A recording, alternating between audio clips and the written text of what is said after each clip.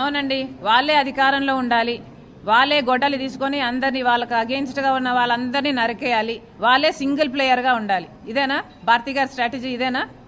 అంతే కదా, గొడ్డలితో మిగతా వాళ్ళందరినీ నరికేయండి, మీరే సింగిల్ ప్లేయర్గా ఉంటారు. అప్పుడు ఈరోజు అవినాష్ రెడ్డి గారు ఊరు దాటిపోవడానికి ఇక ఓటమిని ఒప్పుకునే పరిస్థితికి వచ్చి పాస్పోర్ట్లు కూడా తయారు చేసుకుంటున్నారు.